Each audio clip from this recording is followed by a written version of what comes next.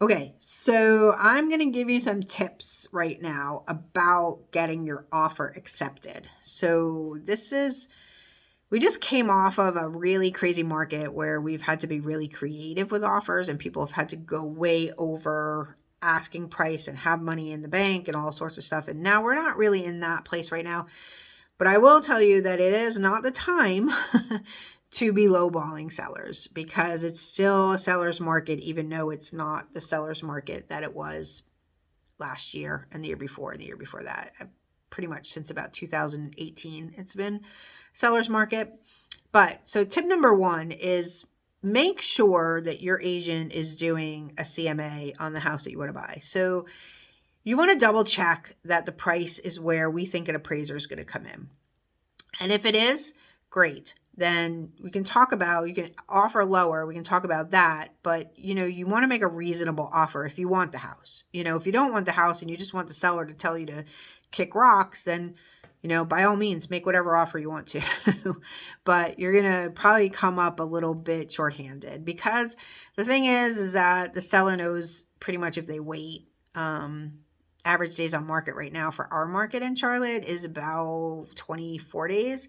So if they haven't been on the market for 70 days and you make a offer $50,000 under list, they're better off just lowering the price, because the market's telling them their price is too high. So that's a good way to get the seller to hold on to your offer and then make a low offer or lower the price. And then you are the tool that they negotiate with the person who they think are serious. Number two, have a pre-approval, not a pre-qualification. So a pre-approval is super important. That makes you look much more like financially stable to the seller.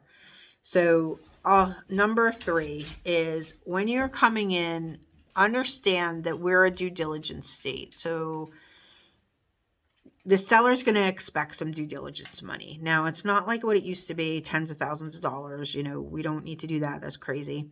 But if the house is in decent shape, and you walk through it and you don't know, but you kind of guess that, it's going to be a pretty easy inspection, or you're hoping it is. Your risk money should not be $10.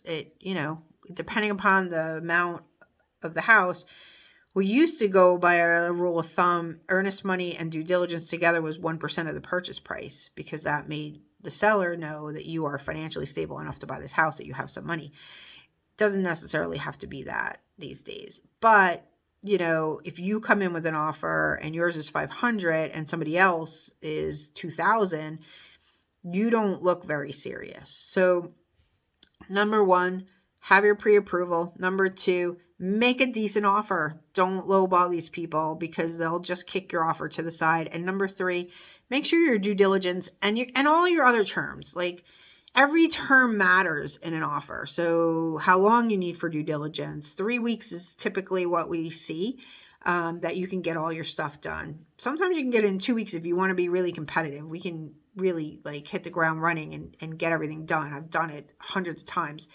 And then, just making sure that you look your best financially, because you never know, even if the house has been on the market for a couple weeks or month or whatever, it seems like it's the law of attraction. Once one person wants it, other people come. So it doesn't mean you're not going to have multiple offers at that point. So if you want help crafting a really good offer, I'm very good at it. Maureen Mahood, Sell Your Home Charlotte. Hope everybody has a great day. And thank you. Take care. Bye-bye.